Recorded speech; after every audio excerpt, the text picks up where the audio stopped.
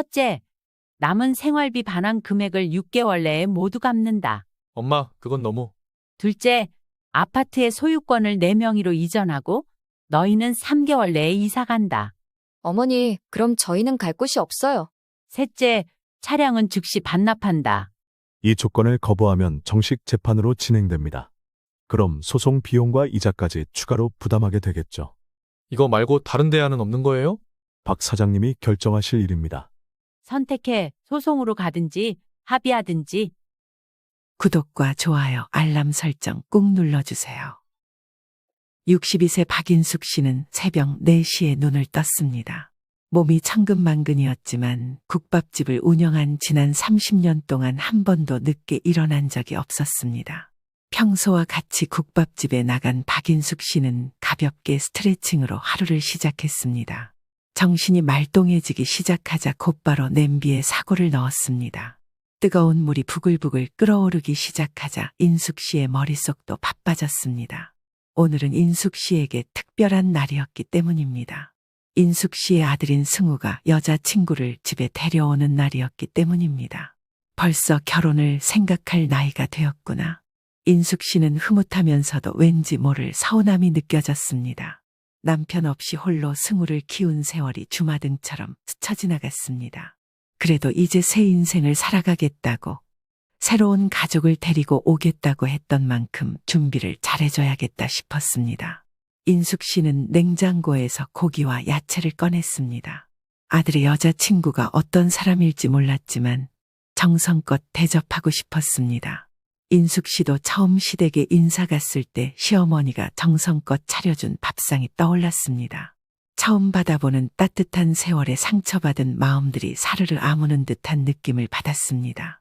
인숙 씨 그런 따뜻한 정을 예비 며느리에게 주고 싶었습니다.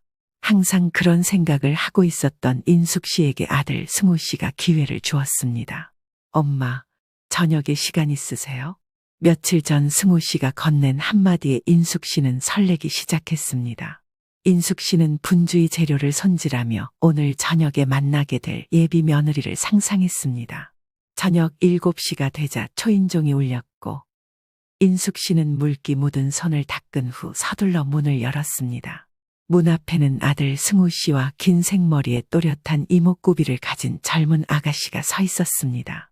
한눈에 봐도 예비 며느리라는 걸 느낄 수 있었습니다. 엄마, 소개할 사람이에요. 안녕하세요, 어머니. 처음 뵙겠습니다. 저는 윤서연이라고 합니다. 예비 며느리 서연 씨는 예의 바르게 인사했지만 그 표정은 조금 딱딱해 보였습니다. 인숙 씨는 순간 흠칫하기는 했지만 최대한 밝은 미소로 맞이했습니다. 그래, 어서 들어와.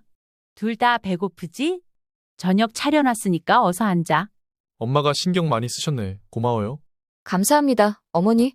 식탁 위에는 인숙 씨가 정성껏 준비한 불고기, 잡채, 된장찌개, 그리고 직접 담근 김치가 놓였습니다. 아들 승우 씨는 익숙한 듯 젓가락을 들었고 서연 씨는 조심스럽게 반찬을 집어들었습니다. 어때? 우리 엄마 음식 정말 맛있지? 손맛이 대단하셔. 어머니, 음식이 참 맛있어요. 서연 씨는 말은 그렇게 했지만 인숙 씨의 눈에는 예비 며느리가 승우 씨에게만 집중하고 있다는 것이 보였습니다. 애들끼리 잘 지내면 좋은 거지라고 생각했던 인숙 씨는 씁쓸해지는 듯한 느낌을 받았습니다. 그래도 예비 며느리와 친해지고 싶었던 인숙 씨는 먼저 말을 걸며 자연스럽게 분위기를 풀어가려 했습니다. 서연 씨는 어떤 일 해? 아, 저는 IT 회사에서 마케팅 일을 하고 있어요. 오, 바쁘겠구나. 회사 다니면서 요리할 시간은 있어? 네? 아, 요리는 잘 못해요. 요즘은 다 배달로 해결하니까요. 인숙 씨는 짧게 웃으며 고개를 끄덕였습니다. 요즘 젊은이들 중 음식해서 먹는 사람이 어디 있습니까? 알아서 하겠지 하는 마음이 들었습니다. 그러나 한편으로는 조금 걱정이 되었습니다. 아들 승우가 바쁜 직장 생활을 하면서 집안일까지 도맡아야 하는 건 아닐까 하는 불안한 마음이 말입니다. 식사를 마친 후 승우 씨가 갑자기 인숙 씨의 손을 덥석 잡았습니다. 엄마, 사실 오늘 중요한 이야기를 하려고 왔어요. 그래? 무슨 이야기인데? 우리 결혼하려고요. 인숙 씨는 순간 멈칫했습니다. 물론 언젠가는 아들이 결혼할 거라고 생각했지만 이렇게 갑작스러울 줄은 몰랐습니다. 그래, 두 사람 만난 지 얼마나 됐는데? 6개월 정도 됐어요. 서로 충분히 알아보고 결정했어요. 6개월, 인숙 씨의 가슴 한편이 불안해졌습니다. 하지만 아들이 인숙 씨를 바라보는 눈빛을 보니 결정을 존중해줘야겠다는 생각이 들었습니다. 그래, 엄마는 네가 행복하면 그걸로 충분해. 축하한다, 아들. 고마워요, 엄마. 승우 씨는 환하게 웃었고 서연 씨도 미소를 지었습니다. 분명 좋은 일이지만 알 수 없는 불안감으로 인해 인숙 씨는 어색한 미소밖에 나오지 않았습니다. 그렇게 아들의 결혼 준비는 빠르게 진행되었습니다. 인숙 씨는 평생 모아온 돈을 아낌없이 내놓았습니다. 30년간 국밥집을 운영하며 힘들게 모아둔 적금과 보험금을 모두 털어 아들에게 아파트를 사주었습니다. 아들 내외가 쓸 혼수도 손수 마련했고 신혼여행 경비까지 보태줬을 정도입니다. 처음에는 부담스러워하던 아들 내외는 인숙 씨가 해주는 지원을 모두 받았습니다. 승우야, 부족한 거 없지?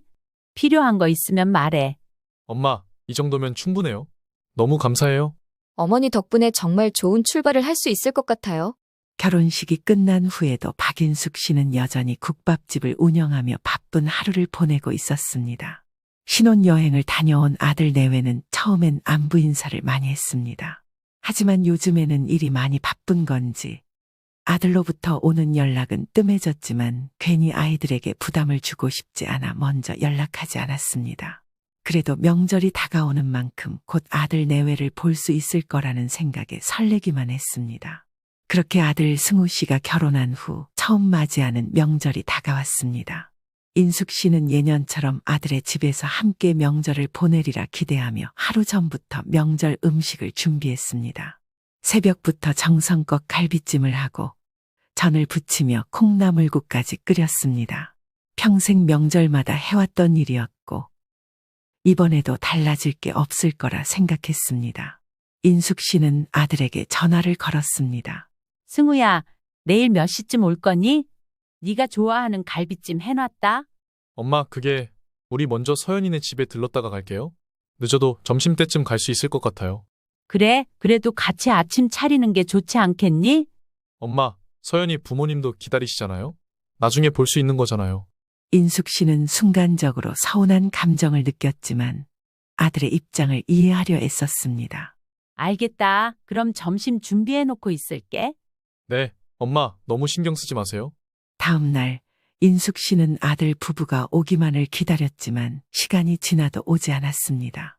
점심때가 지나고 오후가 되었는데도 연락이 없었기에 인숙 씨는 참다 못해 다시 전화를 걸었습니다. 승우야, 언제쯤 오니? 아, 엄마, 미안해요. 여기서 생각보다 늦어졌어요. 아마 1시간 뒤쯤 도착할 것 같아요.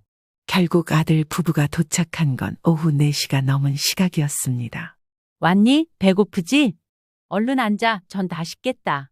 그러나 서연 씨는 피곤하다는 듯 한숨을 쉬었습니다. 어머니, 다음부터는 음식 너무 많이 하지 마세요. 저희 많이 못 먹어요. 그래도 명절인데 조금씩이라도 먹어야지. 아침에도 많이 먹고 와서 그래요. 인숙 씨는 괜히 무안해져서 수저를 들었습니다. 아들 부부는 간신히 한두 숟갈을 뜨더니 서둘러 자리에서 일어났습니다. 엄마, 우리 이제 가볼게요. 저녁 약속이 있어서. 벌써? 네, 친구들이랑 만나기로 해서요. 엄마, 다음에 오래 있을게요. 이해해줘요. 그렇게 아들 부부는 서둘러 떠났고 인숙 씨는 텅 빈 식탁을 바라보며 깊은 한숨을 쉬었습니다. 그날 밤 인숙 씨는 외로움에 잠을 이루지 못했습니다. 평생을 바쳐 키운 아들, 자신의 모든 것을 내어주었는데 왜 점점 멀어지는 것 같을까? 인숙 씨는 자신에게 되물었습니다. 내가 뭘 잘못한 걸까? 그냥 아들 내외가 보고 싶었을 뿐이었는데 이렇게 일이 진행될 줄은 꿈에도 몰랐습니다. 하지만 이게 모든 일의 시작이라는 걸 몰랐습니다. 아들 내외에게 인숙 씨의 희생은 당연한 것이 되어버렸다는 것을 말이죠. 인숙 씨가 아들 부부를 위해 해준 모든 것이 언젠가는 인숙 씨를 올가매는 족쇄가 될 것이라는 것을 말입니다. 인숙 씨는 그 사실을 깨닫지 못한 채 또다시 아들 부부의 행복을 위해 무엇을 더 해줄 수 있을지 고민하며 밤을 보냈습니다. 며칠 후 인숙 씨는 아들과 며느리의 신혼집에 방문했습니다. 결혼 후 처음 가는 것이었던 만큼 깜짝 선물을 하고 싶어 과일 바구니와 직접 만든 장아찌를 들고 갔습니다. 현관문 앞에서 서서 초인종을 누르자 며느리가 누구세요 하고 묻는 목소리가 들렸습니다. 얼마 지나지 않아 문이 열리자 서연 씨는 예상치 못한 손님을 맞이한 듯 당황한 표정을 지었습니다. 어머니, 연락도 없이 오시면 어떡해요? 미리 알리면 준비하느라 번거로울까봐 그냥 깜짝 방문하려고 했지. 다음부터는 미리 연락 주시는 게 좋을 것 같아요. 며느리 말에서 미묘한 불편함이 묻어났습니다. 인숙 씨는 갑자기 찾아온 건 맞지만 차갑게 대하는 며느리의 반응의 순간 서운함을 느꼈습니다. 그래도 애써 웃으며 과일 바구니를 건넸습니다. 이건 너희 먹으라고 가져왔어. 직접 담근 장아찌도 있고. 아, 감사합니다. 그런데 어머니, 저희 집은 냉장고가 작아서 너무 많이 가져오시면 곤란해요. 인숙 씨는 괜히 민망해 어색한 미소를 지었습니다. 인숙 씨는 신발장으로 들어가려 했지만 며느리 서연 씨가 어색하게 웃으며 가만히 막아섰습니다. 어머니, 저희 오늘 일정이 있어서요. 죄송하지만 오래 못 계실 것 같아요. 그 말에 안으로 들어가려던 인숙 씨의 발걸음이 멈추었습니다. 그래? 그럼 금방 갈게. 죄송하지만 힘들 것 같아요. 다음에 연락 주고 오시면 그때 집 안내해드릴게요. 인숙 씨는 현관 문턱을 넘어보지도 못한 채 다시 돌아서야 했습니다. 시간이 흐르면서 아들 부부의 방문 횟수는 점점 줄어들었습니다. 심지어 한 달에 한두 번 하던 연락마저도 인숙 씨가 먼저 연락하지 않으면 먼저 전화 오는 일도 거의 없었습니다. 그러던 어느 날 승우 씨가 오랜만에 인숙 씨에게 전화를 걸었습니다. 엄마, 좋은 소식 있어요? 그래? 무슨 소식인데? 서연이가 임신했어요. 엄마, 이제 할머니 되시는 거예요. 그 말을 듣는 순간 인숙 씨는 놀라움과 기쁨이 뒤섞인 감정을 느꼈습니다. 정말이야? 아이고, 축하한다. 서연이는 괜찮니? 네, 입덧이 좀 있긴 한데 견딜만해요. 그래도 몸조리 잘해야 한다. 혹시 필요한 거 있으면 말해. 사실 엄마한테 부탁드릴 게 있어요. 무슨 부탁? 그러자 옆에 있던 며느리 서연 씨가 전화를 받더니 인숙 씨에게 말했습니다. 저희 출산 후에 어머니가 아이 좀 봐주실 수 있을까요? 저는 출산 후에도 빨리 복직해야 해서요. 인숙 씨는 아이를 봐달라는 말에 당황했습니다. 그게 내가 국밥집을 운영하고 있어서 시간이 될까 모르겠다.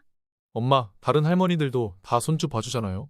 엄마도 이제 나이 있으니까 가게 조금 줄이고 손주 봐주시는 게 좋지 않겠어요? 솔직히 그 연세에 밖에서 일하는 거 보기 안 좋아요. 집에서 용돈 받으면서 애 봐주는 게 편하지 않을까요? 인숙 씨는 가슴이 답답해지는 느낌을 받았습니다. 머뭇거리고 있으니 며느리 서연 씨가 인숙 씨에게 다시 한 번 말했습니다. 어머니가 해주시면 저희도 한결 안심이 될 것 같아요. 인숙 씨는 며느리의 부탁을 거절하고 싶었지만 간절해 보이는 모습에 속으로 고민했습니다. 가게를 포기하고 손주를 키우는 게 맞는 걸까? 하지만 인숙 씨가 생각을 정리하기도 전에 아들 부부는 너무나 당연하다는 듯이 해줄 거죠 하고 되물었습니다. 그 순간 인숙 씨는 아들 부부에게서 어떤 미묘한 변화를 감지했습니다. 그들이 자신을 가족으로 여기는 것이 아니라 손주를 봐주는 도움이 필요한 사람으로 보고 있다는 사실을 말입니다. 인숙 씨는 아직 그것이 무엇을 의미하는지 완전히 깨닫지는 못했지만 가슴 한쪽에서 서늘한 기분이 들었습니다. 물론 인숙 씨는 아직도 아들을 위해 무엇이든 해줄 수 있다고 생각했지만 과연 그것이 옳은 선택일까 하는 의문이 들기 시작했습니다. 박인숙 씨는 어느새 손주 돌봄이 일상이 되어 있었습니다. 처음 손주가 태어났을 때 아들을 쏙 빼닮은 손주 얼굴에 참으로 행복했습니다. 아직 부모의 손길이 필요했던 만큼 처음에는 잠깐씩 봐주는 정도였지만 며느리 서연 씨가 직장에 복귀한 뒤부터는 거의 하루의 반을 아들 집에서 보내고 있었습니다. 인숙 씨는 새벽부터 국밥집에서 일하고 오후가 되면 아들 집으로 향했습니다. 바쁜 며느리를 대신해서 손주를 돌보며 이유식을 만들고 틈틈이 집안일까지 해주었습니다. 그런데 이런 행동들이 익숙해져 버렸는지 어느 순간부터 며느리의 태도가 변하기 시작했습니다. 처음에는 감사하다는 말을 하던 며느리가 이제는 당연한 듯 요구를 하기 시작한 겁니다. 어머니, 오늘은 애기 옷빨래도 좀 해주시면 좋겠어요. 저녁 늦게 들어오면 시간이 없어서요. 알겠다. 손빨래 해야 하는 거 있으면 따로 둬라. 그냥 세탁기에 돌리면 안 돼요. 손빨래로 해야 하는 게 많아요. 처음엔 아무렇지 않게 받아들였지만 점점 서연 씨의 요구는 늘어났습니다. 어머니, 청소도 좀 해주시면 좋겠어요. 집이 지저분하면 애기한테 안 좋잖아요. 어머니, 저녁도 해두시면 안 될까요? 퇴근하고 오면 너무 피곤해서요. 인숙 씨는 자신이 손주를 돌봐주는 것이 아니라 마치 아들 집안일까지 전부 떠맡게 된 기분이 들었습니다. 인숙 씨는 며느리에게 몇 번이고 말하고 싶었습니다. 나는 너희 가정부가 아니다. 하지만 아들 승우 씨를 생각하면 차마 말이 나오지 않았습니다. 그렇게 하루하루가 지나고 있었습니다. 그러던 어느 날 인숙 씨는 손주를 데리고 이리저리 다니던 날이었습니다. 인숙 씨는 유모차에 탄 손주를 보며 한숨을 쉬었습니다. 손주는 너무나 사랑스럽지만 하루하루가 너무 힘들었습니다. 그날따라 몸이 유난히 무겁게 느껴졌기에 인숙 씨는 허리를 펴며 며느리에게 말했습니다. 서연아, 나도 요즘 몸이 많이 피곤해서 그러는데 다른 방법을 생각해보면 어떻겠니? 다른 방법이라뇨? 휴대폰을 보고 있던 며느리가 눈살을 찌푸리며 되물었습니다. 이제 슬슬 어린이집을 알아보는 게 어떨까 싶어서 내가 봐주는 건 좋지만 매일 이렇게 오가다 보니 가게도 계속 신경 쓰이고 말이야. 인숙 씨의 말에 며느리의 표정이 딱딱하게 굳어졌습니다. 어머니, 다른 할머니들도 다 손주 봐주잖아요. 저희는 믿을 사람이 어머니밖에 없는데 어떻게 어린이집에 보내요? 나도 도울 수는 있는데 요즘 몸이 많이 힘들어. 국밥집까지 줄여가면서 하려니 쉽지가 않구나. 그러자 서연 씨가 한숨을 푹 내쉬며 말했습니다. 그럼 어머니가 가게를 좀 줄이시면 되잖아요. 사실 어머니 연세에 그렇게 힘들게 일하시는 것도 걱정돼요. 인숙 씨는 순간 당황했습니다. 그건 내 일이야. 서연아, 30년 넘게 해온 내 가게고 내 생활이야. 그냥 쉽게 줄일 수 있는 게 아니란다. 어머니, 솔직히 이제 가게 그만두고 쉬셔야 하는 거 아니에요? 인숙 씨의 손이 떨렸습니다. 네가 그렇게 쉽게 말할 수 있는 일이 아니야. 어머니가 저희한테 손주 봐주는 걸로 시간을 보내면 서로 좋은 거잖아요. 어머니도 돈 벌려고 고생할 필요 없고 저희도 든든하고. 그 순간 인숙 씨는 알 수 없는 서러움이 치밀어 올라왔습니다. 내가 평생 일궈온 내 삶이 이 아이들에게는 이렇게 가볍게 여겨지는구나. 인숙 씨는 이 부분만큼은 넘어가선 안 되겠다는 생각에 며느리에게 차분하게 말했습니다. 서연아, 난 가게를 계속 할 거야. 손주 돌봐주는 건 내가 좋아서 하는 일이지만 내 일을 그만두는 건 전혀 다른 이야기야. 그러자 서연 씨의 얼굴이 점점 굳어갔습니다. 어머니가 그렇게 나오시면 저희도 방법을 생각해봐야겠네요. 그 말이 뭔가 이상하게 들렸습니다. 인숙 씨는 아무 말 없이 자리에서 일어났습니다.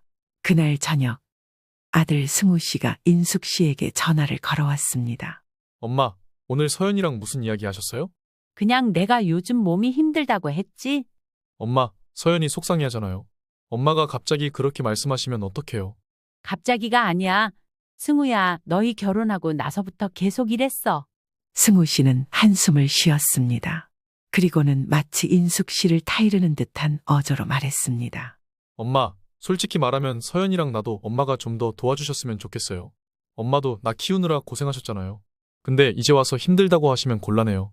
그 말에 인숙 씨는 순간 말을 잃었습니다. 이제 와서 내가 평생을 희생한 게 이제 와서 힘들다고 말할 수 없는 일이란 말인가. 승우야, 엄마도 이제 힘들어. 그리고 엄마가 너희한테 해준 게 얼만데 이렇게 말하면 서운하지 않겠니? 엄마, 부모가 자식 도와주는 거 당연한 거 아니에요? 그 순간 며느리가 불쑥 전화를 받더니 톡 쏘듯이 말했습니다. 어머니, 저희가 너무 부탁드리는 것 같다면 그냥 안 오셔도 돼요. 서연아, 그게 무슨 말이야? 결혼하면 남이잖아요. 저희끼리 알아서 할게요. 순간 인숙 씨의 머릿속이 멍해졌습니다.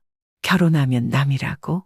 평생을 바쳐 키운 아들에게 정성을 다해 도운 며느리에게 돌아온 말이 이것뿐이었습니다. 전화기를 잡고 있는 손에서 힘이 빠지는 느낌을 받았습니다. 인숙 씨는 전화가 끊긴 후 들리는 신호음을 들으며 휴대폰을 내려놓았습니다. 인숙 씨의 마음속에서 무언가가 무너져 내리고 있었습니다.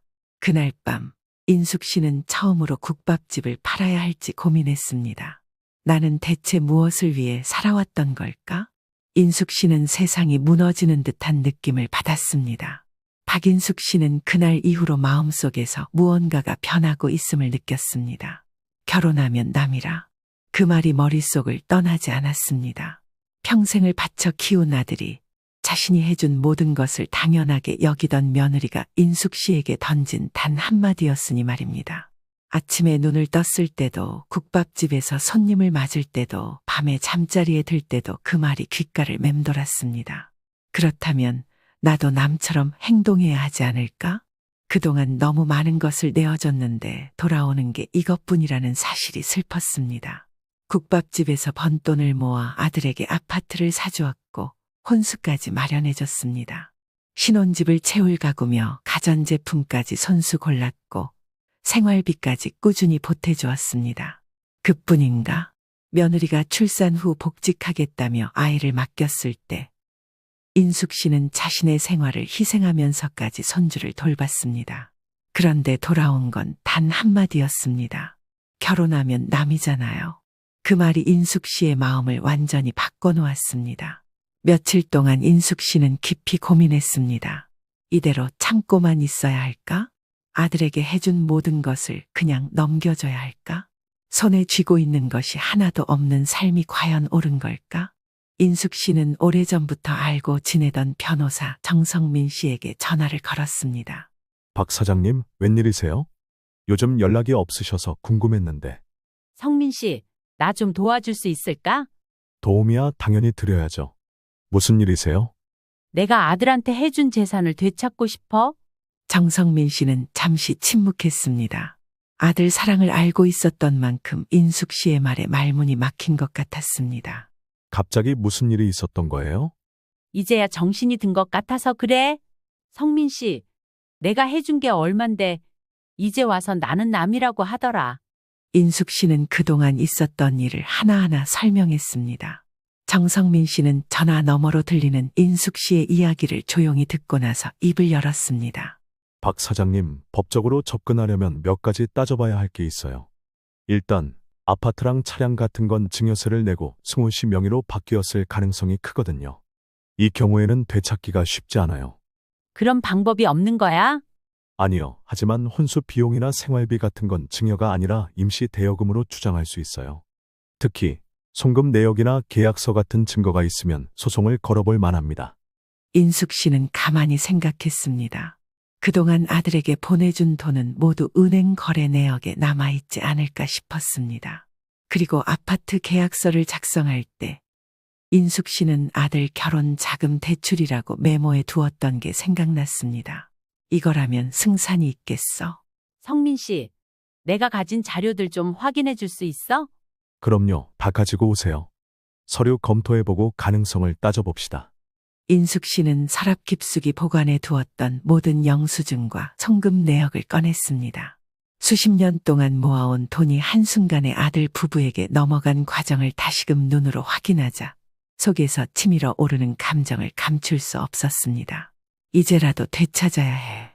그날 저녁 인숙 씨는 아들 부부에게 연락을 했습니다. 승우야, 오늘 저녁에 너희 집에 갈게. 엄마, 무슨 일이세요? 갑자기 오신다고 하시니까. 가서 이야기하자. 중요해서 그래. 아들 부부의 집에 도착했을 때 서연 씨는 어색한 표정을 지으며 문을 열었습니다. 어머니, 들어오세요. 인숙 씨는 거실에 앉으며 가방에서 서류를 꺼냈습니다. 이거 내가 너희한테 해준 것들 목록이야. 승우 씨가 서류를 집어들고 읽더니 얼굴이 굳어졌습니다. 엄마, 이게 다 뭐예요? 너희 신혼집 아파트, 혼수, 차량, 생활비까지 내가 너희에게 해준 모든 걸 정리한 거야. 그러자 며느리 서연 씨가 불안한 얼굴로 끼어들었습니다. 어머니, 갑자기 왜 이러세요? 왜 남이라면서? 남한테 준 재산은 당연히 돌려받아야 하지 않겠니? 승우 씨가 황급히 말했습니다. 엄마, 우리가 그때는 기분이 나빠서 한 말이지. 진짜 그렇게 생각하는 건 아니었어요. 기분 나빠서? 내가 이 나이에 손주 키우고 집안일까지 도와주면서도 그런 말을 들었어야 했는데 이제 와서 기분 때문이라고? 서연 씨는 다급하게 말했습니다. 어머니, 저희가 잘못했어요. 진심으로 죄송해요. 하지만 아파트는 이미 우리 명의로 돼 있어서 안 되실 거예요. 알아, 법적으로 쉽지 않다는 거? 그래서 다른 걸 돌려받으려고 해? 인숙 씨는 서류를 손가락으로 톡톡 두드렸습니다. 혼수 비용, 생활비, 그리고 차량. 법적으로 다툴 수 있는 건 최대한 다툴 거야. 변호사도 만났어. 인숙 씨의 말에 아들 부부의 얼굴이 새하얘졌습니다. 엄마, 제발 그러지 마세요. 저희가 잘못했어요. 앞으로 잘할게요. 아니, 나는 이제 내 인생을 살 거야. 그러니까 내 돈은 돌려줘. 인숙 씨는 더 이상 물러설 생각이 없었습니다. 그동안 가족이니까 참고 가족이니까 희생해야 한다고 생각했지만 이제는 아니었습니다. 이제라도 나 자신을 위해 살아야 해. 인숙 씨는 아들 부부의 집을 나서며 단호한 표정을 지었습니다. 이제 인숙 씨는 남처럼 행동할 준비가 되어 있었습니다. 박인숙 씨는 법률 사무소 문을 열고 들어섰습니다. 이미 몇 번 방문한 곳이지만 이번에는 이전과는 다른 마음가짐이었습니다. 이제는 확실히 돌려받아야겠다는 결심이 선 상태였기 때문입니다. 변호사 정성민 씨는 인숙 씨를 보며 자리에서 일어났습니다. 박 사장님 오셨네요. 지난번에 가져오신 서류들 검토해 봤습니다. 어떻게 될 것 같아요? 일단 결론부터 말씀드리면 아파트와 차량은 이미 아드님 명의로 되어 있어서 소송이 쉽지는 않습니다. 하지만 생활비와 혼수 비용은 상황이 다릅니다. 어떤 점이 다르다는 거지요? 혼수 비용과 생활비는 엄연히 증여가 아니라 대여로 볼 여지가 있어요. 특히 박 사장님이 기록해 두신 메모와 은행 송금 내역이 결정적인 증거가 될 수 있습니다. 인숙 씨는 정성민 씨의 말을 들으며 고개를 끄덕였습니다. 그렇다면 소송을 진행하면 되겠네요. 네, 하지만 한 가지 고려해야 할 점이 있습니다. 어떤 거요? 소송을 걸면 가족 관계는 완전히 틀어질 수도 있어요. 그래도 괜찮으시겠어요? 인숙 씨는 순간 침묵했습니다. 그리고 속으로 되물었습니다. 내가 정말 괜찮을 수 있을까? 아니야, 괜찮을 거야. 이미 남이라고 했잖아. 인숙 씨는 몇 번이고 되뇌인 후 결심을 굳혔습니다. 가족이라면 처음부터 이런 식으로 날대하지 않았겠지? 이제 남처럼 행동할 거야? 정성민 씨는 인숙 씨의 단호한 표정을 보며 고개를 끄덕였습니다. 좋습니다. 그러면 바로 서류 준비에 들어가겠습니다. 일단 아드님 부부에게 내용 증명을 보내서 합의를 시도해보고 거부하면 본격적으로 소송을 진행하겠습니다. 내용 증명은 언제쯤 발송할 수 있을까요? 오늘 바로 준비해서 보낼 수 있습니다. 좋아, 시작해주세. 인숙 씨는 서류에 서명하며 속으로 다짐했습니다. 이제 내 것을 되찾을 시간이다. 며칠 후 아들 내외의 집으로 내용 증명이 도착했습니다. 아들 부부는 서류를 읽고 충격을 받은 듯 했습니다. 오빠, 이게 뭐야? 어머니가 우리한테 돈을 돌려달라고 소송을 건다고. 설마 엄마가 진짜 소송을 하겠다는 거야? 오빠, 어머니한테 전화해봐. 승우 씨는 아내의 닭달에 당황한 얼굴로 인숙 씨에게 전화를 걸었습니다. 엄마, 이게 뭐예요? 무슨 내용 증명이 다짜고짜 와요? 승우야, 너희가 결혼하면 남이라며? 그래서 나도 남처럼 행동하려는 거야? 엄마, 우리가 그런 말 한 건 기분 나빠서 그랬던 거잖아요? 그 기분 나쁜 말 한마디가 내 결심을 굳히게 했어. 남이면 남답게 해야지. 어머니, 우리가 잘못했어요. 하지만 이렇게까지 하실 필요는 없잖아요. 잘못했다고? 잘못한 사람이 왜 이렇게까지 하냐고 따지는 거니? 승우 씨는 한숨을 쉬며 말했습니다. 엄마, 솔직히 말해서 지금 우리도 경제적으로 힘들어요. 갑자기 이렇게 큰 돈을 돌려달라고 하면 저희는 감당 못해요. 그러니까 너희가 감당 못할 돈을 나는 그냥 포기해야 하니? 승우 씨가 아무 말도 하지 못했습니다. 선택해. 협의해서 갚을 건지 아니면 법적으로 가야 할지. 오빠, 어머니 진짜로 소송할 것 같아? 엄마, 우리 시간을 좀 주세요. 바로 결정할 수 있는 일이 아니잖아요. 일주일 줄게. 그 안에 결정해서 연락해. 인숙 씨는 죽어가는 아들 내외의 목소리에도 단호하게 말했습니다. 일주일 후 승우 씨는 다시 인숙 씨에게 연락해 왔습니다. 엄마, 저희가 협의해서 갚겠습니다. 좋아, 그럼 변호사랑 같이 만나자. 합의서를 작성해야 하니까. 며칠 후 변호사 사무실에서 아들 부부와 마주 앉았습니다. 변호사 정성민 씨가 준비한 합의서를 건넸습니다. 합의 내용은 다음과 같습니다. 첫째, 혼수 비용과 생활비 총액의 70%를 12개월 내에 분할 상환한다. 둘째, 차량은 즉시 박 사장님께 반환한다. 셋째, 박 사장님이 원할 경우 손주는 한 달에 2번 정해진 날에만 만날 수 있다. 승우 씨와 서연 씨는 난감한 표정을 지으며 인숙 씨를 향해 말했습니다. 어머니, 이렇게까지 해야 하나요? 남이라고 했잖니? 남이면 계약서를 쓰는 게 당연하지 않겠니? 승우 씨는 결국 서류에 서명했습니다. 엄마, 이걸로 만족하세요? 아니, 만족은 못해? 하지만 이게 최선이지. 서연 씨는 울먹이며 인숙 씨에게 말했습니다. 그 속에는 원망이 가득했습니다. 어머니, 저희가 진짜 그렇게까지 밉나요? 미운 게 아니라 이젠 나도 내 인생을 살려고 하는 거야. 인숙 씨는 더 이상 눈물을 흘리지 않았습니다. 오히려 아들 내외의 모습을 보니 이성이 돌아오는 기분이 들었습니다. 합의서가 작성되었고 법적 효력이 발생했습니다. 이제 인숙 씨는 과거를 정리하고 자신의 삶을 찾아 나설 준비가 되어 있었습니다. 박인숙 씨는 변호사 사무실을 나와 국밥집으로 돌아왔습니다. 인숙 씨는 서명된 합의서를 손에 쥐고 있었습니다. 이제 끝났어? 수십 년을 희생했던 시간, 모든 걸 내어줬던 순간들이 이제야 마무리된 듯 했습니다. 하지만 속이 후련할 줄 알았는데 예상과는 달리 이상한 허전함이 밀려왔습니다. 그래도 내 자식인데 이렇게 끝내도 되는 걸까? 인숙 씨는 뒤늦게 떠오르는 이 생각을 떨쳐내려 애썼습니다. 그동안 아들과 며느리가 자신을 어떻게 대했는지 떠올렸습니다. 아니, 난 옳은 일을 한 거야. 인숙 씨는 고개를 저으며 국밥집 문을 열었습니다. 그렇게 며칠이 지나고 승우 씨에게서 연락이 오지 않았습니다. 대신 국밥집을 찾는 손님들 중 몇몇이 조심스럽게 물어왔습니다. 사장님, 요즘 아드님이랑 좀 사이가 안 좋으시다면서요. 며느리랑 다투셨다던데 괜찮으세요? 인숙 씨는 손님들의 말에도 아무렇지 않은 척 웃으며 넘겼습니다. 하지만 마음속에는 이상한 기분이 들었습니다. 그날 저녁 국밥집 문을 닫고 집으로 돌아왔을 때였습니다. 한동안 울지 않던 휴대폰이 울었습니다. 휴대전화 화면에는 며느리라는 글자가 떴습니다. 인숙 씨는 잠시 망설였지만 결국 전화를 받았습니다. 어머니, 무슨 일이니? 저희 정말 이렇게 끝나는 건가요? 인숙 씨는 말없이 며느리의 말을 기다렸습니다. 그동안 저희가 너무 했던 거 알아요. 하지만 저희도 후회하고 있어요. 그래서 한 번만 만나서 얘기할 수 있을까요? 인숙 씨는 잠시 고민했습니다.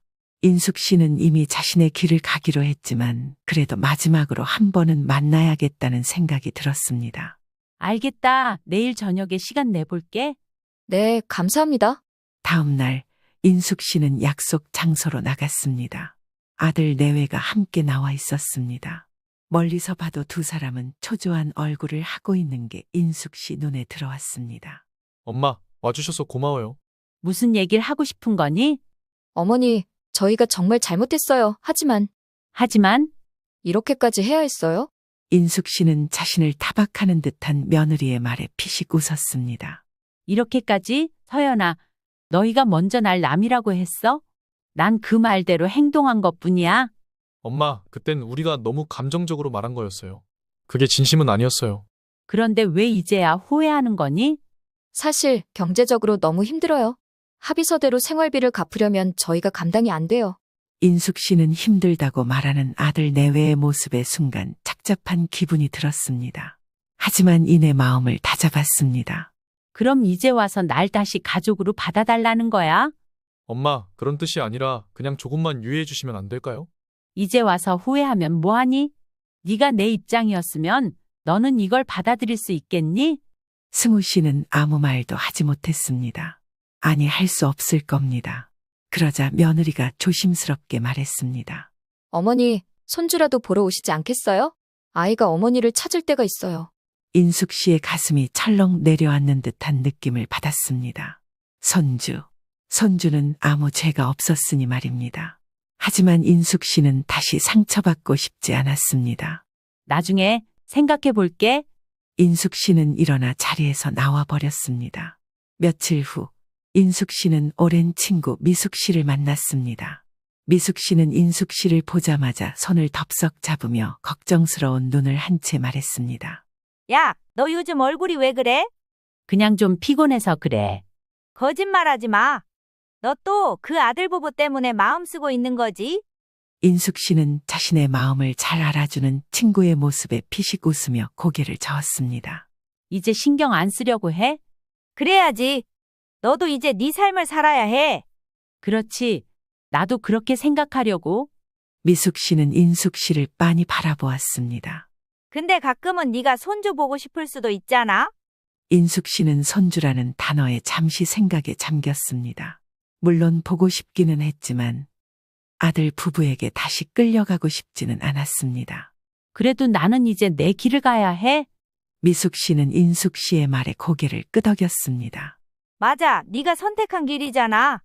인숙 씨는 창밖을 바라보며 다시 한번 되뇌었습니다. 나는 이제 내 삶을 살 거야. 그렇게 시간이 흘러 인숙 씨는 평소와 같이 국밥집 문을 닫고 조용히 가게 안을 정리하고 있었습니다. 청소를 하기 위해 손을 바삐 움직이고 있었지만 인숙 씨는 며칠 전 있었던 아들 부부와의 만남을 떠올렸습니다. 이제 와서 후회한다고? 그럼 나는 지금까지의 상처를 어떻게 해야 하지? 아들 내외는 경제적으로 힘들다며 합의 조건을 완화해 달라고 했습니다. 이건 단순한 돈 문제가 아니야. 내 존엄과도 같은 문제지. 인숙 씨는 집으로 돌아온 후 서랍에서 변호사 정성민 씨가 준비한 법적 서류들을 꺼냈습니다. 합의는 이미 했지만 약속을 지키지 않는 아들 내외의 모습으로 인해 소송을 하기로 결심한 겁니다. 인숙 씨 손에는 소송 진행 서류, 송금 내역서, 재산 반환 요구서와 같은 서류가 준비되었습니다. 이제 이 모든 걸 법정에서 다툴 준비가 되어 있었습니다. 다음 날 인숙 씨는 눈을 뜨자마자 변호사 사무실에 가서 정성민 씨를 만났습니다. 박 사장님, 결심은 확고하신 거죠? 네, 이제 후퇴는 없어요. 좋습니다. 이미 법원에 소송 서류를 제출했으니 곧 아드님 부부에게 소장이 전달될 겁니다. 조정 기회가 한 번 주어지겠지만 거기서 합의가 안 되면 본격적인 재판으로 가게 됩니다. 상관없어요. 난 끝까지 갈 거니까요. 그런데 박 사장님, 한 가지 유리한 점이 있습니다. 뭔데요? 아드님 부부가 경제적으로 힘들다고 했죠? 응. 생활비도 감당 못할 정도로 어렵다고 했어요. 그렇다면 조정을 하더라도 유리한 조건을 끌어낼 가능성이 높습니다. 상대가 감당할 수 없는 금액이라면 우리가 원하는 방향으로 협상을 이끌어갈 수도 있습니다. 그럼 조정을 이용해서 내가 더 받을 수도 있다는 말인가요? 그렇죠. 법적으로 접근하면 상대가 감당할 수 없는 만큼 우리가 원하는 조건을 더 유리하게 가져갈 수도 있습니다. 좋아요. 그럼 그렇게 해요. 인숙 씨는 주저하지 않았습니다. 며칠 후 아들 내외는 변호사를 대동하고 법원에 출석했습니다. 아들 승우 씨가 먼저 입을 열었습니다. 엄마, 정말 끝까지 가시겠다는 거예요? 그래, 너희가 그렇게 만들었잖아. 며느리 서연 씨는 조심스럽게 말했습니다. 어머니, 우리 진심으로 잘못했어요. 하지만 저희도 살 길이 막막해요. 부디 한 번만 생각해 주세요. 너희가 내 인생을 생각해 줬던 적이 한 번이라도 있니? 자, 여기서 감정적으로 나가면 조정이 힘들어집니다. 박 사장님, 원하시는 조건을 말씀해 주세요. 인숙 씨는 미리 준비한 조건을 꺼냈습니다. 첫째, 남은 생활비 반환 금액을 6개월 내에 모두 갚는다. 엄마, 그건 너무? 둘째, 아파트의 소유권을 내 명의로 이전하고 너희는 3개월 내에 이사 간다. 어머니, 그럼 저희는 갈 곳이 없어요. 셋째, 차량은 즉시 반납한다. 이 조건을 거부하면 정식 재판으로 진행됩니다. 그럼 소송 비용과 이자까지 추가로 부담하게 되겠죠.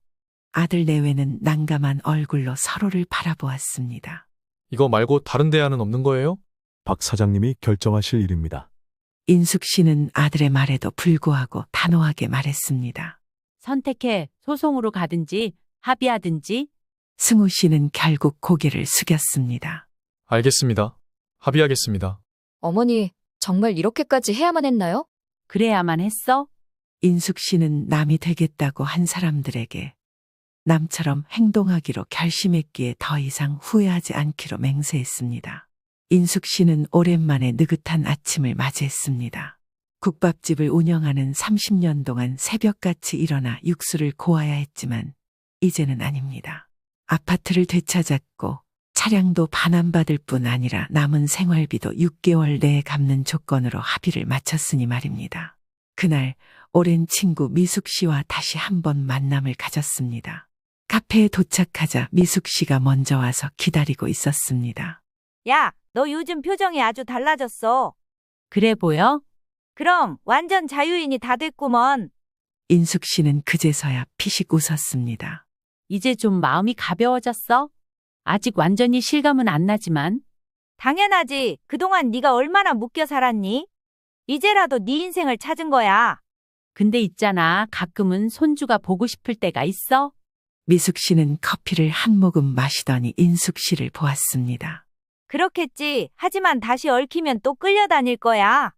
그래서 고민이야. 어떻게 해야 할지 모르겠어. 정 보고 싶으면 정해진 날에만 보는 건 어때? 이미 한 달에 2번만 보기로 합의했어. 그럼 그렇게 하면 되잖아. 너는 더 이상 희생할 필요 없어. 인숙 씨는 조용히 커피를 내려다 보았습니다. 인숙 씨의 아침 일상이 바뀌었습니다. 이제는 가벼운 스트레칭 후 거실 창가에 서서 커튼을 살짝 걷어 올렸습니다. 새로운 아파트에서 맞이하는 첫 아침이었습니다. 이제야 내 집에 돌아온 것 같네.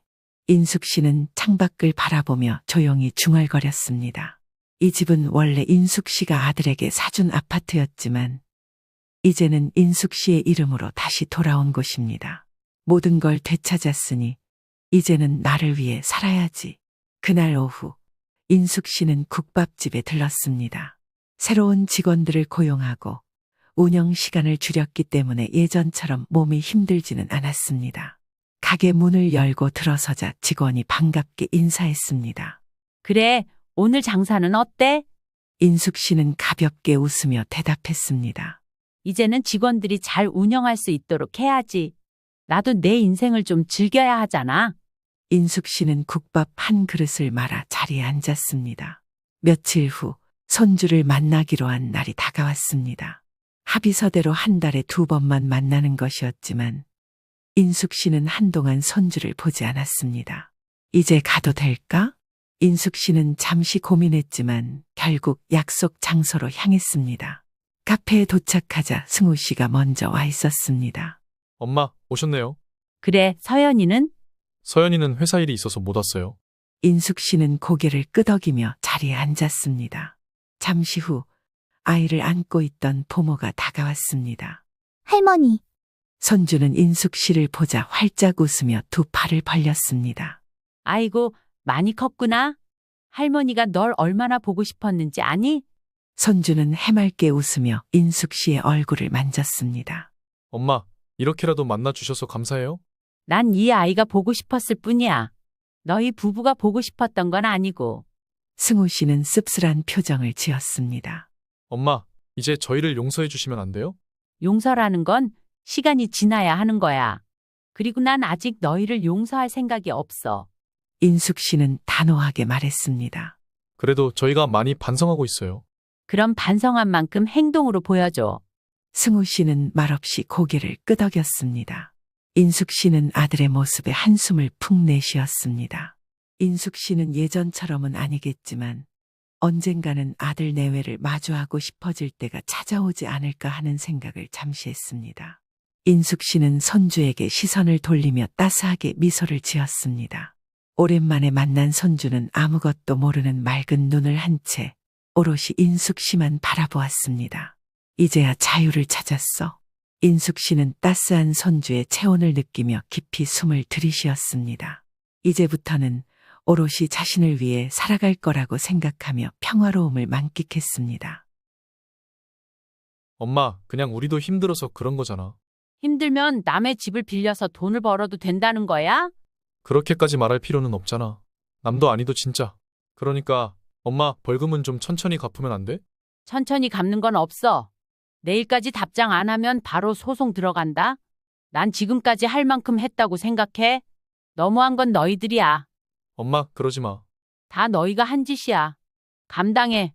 어머님, 정말 너무하세요. 네가 내게 한 짓을 생각해봐. 그거야 어머님이 이해해 주시면 되는 문제잖아요. 이해? 네가 나를 이해해 본 적 있니? 다시는 보지 마시죠. 나도 그러고 싶다. 이왕 이렇게 된 거 나도 이제는 마음 편히 살아보련다.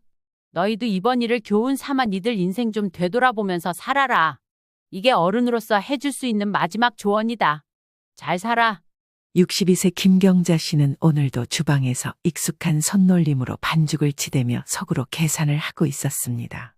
작년 이맘때 큰 산을 하나 넘은 경자 씨는 지금이라도 마음 편히 살 수 있었지만 일을 할 수 있을 때까지 하기로 마음먹었습니다. 사실 미리 구입해둔 별장이 있긴 했지만 지금까지 가서 쉬어본 게 손에 꼽을 정도였습니다. 남들은 돈만 버리고 썩힐 바엔 팔아버리라고 잔소리를 하지만 딱 5년만 더 일을 하고 완전히 정착해 살 생각을 갖고 있기도 합니다. 이제 조금 덜어야겠네. 오늘따라 반죽이 왜 이렇게 질게 된 느낌이지? 경자 씨는 남편을 일찍 여의고 지금까지 혼자 식당을 운영하며 아들을 키워왔습니다. 30년 넘게 운영해온 식당이었기에 젊었던 시절 피와 땀이 그대로 녹아든 곳이었죠. 하루도 빼놓지 않고 일찌감치 새벽 시장에서 재료를 사와서 손질 후 손님들에게 내어주는 맛깔나는 음식이 되기까지 그 어느 하나 경자 씨의 손을 안 거친 것이 없습니다. 하지만 나이가 드니 요즘 들어 부쩍 피로감이 심해지는 걸 느꼈습니다. 이놈의 무릎이 또 이러네. 아무래도 내일은 하루 접고 병원에 가봐야지. 매일 아침 반죽을 치대느라 어깨는 늘 뻐근했고 무릎은 가끔씩 뻣뻣하게 굳었습니다. 걷지 못할 정도의 아픔은 아니었지만 이대로 두어서는 안 될 것 같다고 생각했죠. 특히 허리가 아파서 밤마다 깨어나곤 했습니다. 하지만 쉬는 날에도 마음 편히 쉬지 못했습니다. 나이가 들수록 돈을 버는 날보다 쓰는 날이 더 많아지는 게 보였기 때문입니다. 그래서 경자 씨는 지금껏 모아온 돈으로 조금이나마 여유를 부려보려고 작은 전원주택을 구입했습니다. 차를 타고 10분 정도 가면 바닷가가 보이는 조용한 동네였습니다. 마당에는 작은 텃밭도 있었습니다. 무리해서 산 건 아니었습니다. 노후를 위해 평생 일한 대가로 자기 자신에게 주는 선물 같은 것이었습니다. 평소 사치를 부리거나 명품에는 관심이 없던 사람이 바로 경자 씨였죠. 하지만 아들 내외는 이 결정을 전혀 달갑게 여기지 않았습니다. 그날 저녁, 오랜만에 가족이 모였습니다. 식탁에는 돼지불고기와 나물 반찬이 가득했습니다. 경자 씨는 평소보다 반찬을 푸짐하게 차렸습니다. 진우야, 세영아, 너희한테 할 말이 있다. 뭔데요? 이번에 바닷가 쪽에 전원주택 하나 샀다. 주말마다 가서 쉬려고. 그러자 순간 젓가락이 오가며 달그락 거리는 소리가 뚝 끊겼습니다. 진우 씨는 한참 동안 아무 말도 하지 않고 어이없다는 표정을 지었습니다. 진짜요? 갑자기요? 어머님, 별장을요? 응, 오래 고민했어. 이제 우리도 좀 쉬면서 살아야 하지 않겠나나 싶어서. 진우 씨는 피식 웃으며 반찬을 집어 입에 넣었습니다. 그리곤 중얼거리듯 말했습니다. 돈 많으신가 봐요. 돈이 많아서가 아니라 네 아버지 그렇게 되고 나서 지금까지 평생 일했잖아. 이젠 나도 좀 즐기면서 살아야지. 그럴 돈 있으면 차라리 수익이 나오는 부동산을 사시지 그러셨어요? 그런 건 너희 세대가 하면 되지. 난 내 삶을 살 거야. 그런데 어머님, 사실 요즘 부동산 투자할 만한 곳도 많아요. 괜히 그런 집 사놓으면 나중에 골치만 아픈 거 아시죠? 너희가 내 걱정까지 할 필요는 없어. 나는 그 집이 좋아서 샀어. 진우 씨는 숟가락을 식탁에 툭 내려놓았습니다. 그러니까 대출까지 받아서요? 아니다. 있는 돈으로 샀다. 요즘 같은 세상에 집을 사도 수익이 나오는 집을 사야죠. 전원주택이 뭐예요? 그럼 넌 내가 원하는 부동산 투자하고 난 내가 원하는 데 살면 되는 거 아니냐? 진우 씨는 더 이상 말이 없었습니다. 하지만 표정만 봐도 여전히 불만이 가득했습니다. 왜 도움이 되지도 않은 쓸모없는 걸 샀냐고 묻는 표정이었죠. 그래도 고생했다고, 잘했다며 경자 씨의 마음을 이해해 주리라 생각했는데 오해였습니다. 그리고 얼마 뒤 집을 사고 처음으로 내려가는 날 아들과 며느리를 떠올렸습니다. 그 애들이 나를 이해할 리 없지. 내가 바보같이 뭘 바란 거야? 경자 씨는 창밖을 보며 한숨을 쉬었습니다. 젊은 시절부터 지금까지 고생하며 모은 돈이었습니다. 남편이 먼저 떠나며 남겨준 재산도 한몫했지만 지금까지 열심히 모아온 돈이 제법 되었습니다. 그래서 아들 진우 씨가 결혼할 때 무리 없이 신혼집도 마련해 주었고 여윳돈도 얹어줄 수 있었습니다. 하지만 정작 진우 씨는 경자 씨의 노후보다 돈을 불리는 것만 중요하게 여기는 듯 했습니다. 그럼에도 불구하고 경자 씨는 전원주택에 도착하는 순간 기분이 좋아졌습니다. 문을 열고 들어서자 편백나무 향이 은은하게 퍼졌습니다. 바닥은 따뜻했고 커다란 창문으로 바다가 보였습니다. 이제야 좀 숨통이 트이네. 이렇게 좋기만 한데 돈이 다 무슨 소용이람? 경자 씨는 집 주변을 천천히 걸으며 바닷바람을 맞았습니다. 시골 마을의 고즈넉한 분위기가 그녀의 마음을 편안하게 해주었습니다. 하지만 그런 행복도 잠시였습니다. 몇 주 뒤 아들이 다시 불만을 털어놓기 시작했습니다. 엄마, 요즘 식당도 바쁘잖아요. 별장에 내려갈 시간이나 있어요? 시간이야 만들면 되지. 그 돈 저한테 주시면 제가 좋은 투자처 알아볼게요. 그만 좀 해라, 진우야. 너한테 주려고 산 게 아니야. 근데 진짜 어머님, 여행 가고 싶으면 그때그때 호텔 가시면 되잖아요. 왜 굳이 집을 사세요? 그래도 내 집이 있는 게 다르지. 전원주택은 관리하는 게 더 힘들다니까요. 알아서 할 테니 너희는 신경 쓰지 마라. 하지만 진우 씨는 여전히 납득하지 못한 눈치였습니다. 옆에서 며느리 세영 씨도 거드니 뭐라고 해야 할지도 몰랐습니다. 그저 쉬고 싶어서 나중을 위해 마련한 집인데 이렇게까지 모질이 취급을 받아야 하나 싶었습니다. 하지만 그럴수록 경자 씨는 아들과 며느리의 반대에도 불구하고 집을 포기하지 않았습니다. 처음으로 자신의 인생을 위해 선택한 결정이었습니다. 이 집은 단순한 재산이 아니라 그녀가 평생을 바쳐 일하며 스스로에게 선물한 공간이었습니다. 그러나 이 집이 앞으로 어떤 갈등의 중심이 될지는 아직 알지 못했습니다. 그렇게 별장을 구매한 지 6개월이라는 시간이 흘렀습니다. 요즘 날씨가 부쩍 차가워졌네. 확실히 계절이 변하려니까 그러나 보다. 어휴, 추워라. 경자 씨는 장바구니를 들고 식당을 나섰습니다. 바람이 제법 차가워졌지만 기분은 나쁘지 않았습니다. 내일이면 오랜만에 별장에 내려갈 수 있었습니다. 오랜만에 가게 문을 닫고 별장에 내려가 쉴 계획을 하고 있었습니다. 손님이 조금 줄기도 했고 별장을 한 번씩 들여다보면 좋을 것 같았죠. 생각해보면 이 집을 산 지 반년이 지나도록 제대로 머문 적이 별로 없었습니다. 처음에는 식당 일을 마치고 주말마다 내려갈 생각이었지만 일이 바쁘고 허리도 자주 아파서 마음처럼 되지 않았습니다. 하지만 그래도 내 집이 있다는 것만으로도 위안이 되었죠. 그런데 차 트렁크에 짐을 싣다가 갑자기 휴대전화에서 띠링하고 메시지 소리가 났습니다.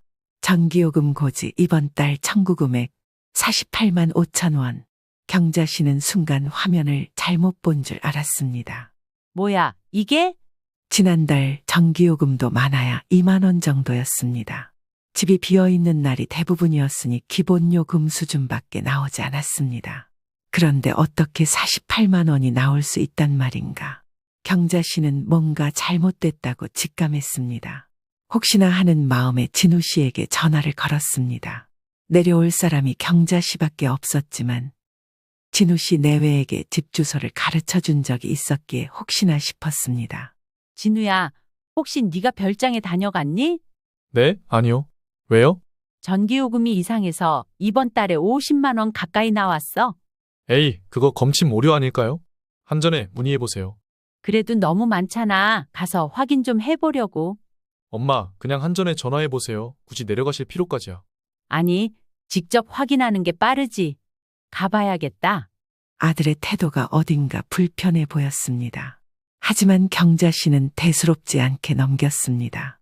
경자 씨는 차를 몰고 별장으로 향했습니다. 시골길을 달리는 동안에도 계속해서 생각이 많아졌죠. 혹시 전기 설비에 문제가 생긴 걸까? 아니면 누전이라도 된 건가? 그리고 얼마 뒤 집에 도착했을 때 그녀는 뭔가 이상하다는 것을 바로 느꼈습니다. 평소 집을 비울 때면 먼지가 쌓이기 마련인데 현관 앞이 깔끔하게 정리되어 있었습니다. 마당에 있는 화분도 위치가 미묘하게 달라져 있었습니다. 그리고 문 앞에 낯선 슬리퍼 한 켤레가 놓여 있었습니다.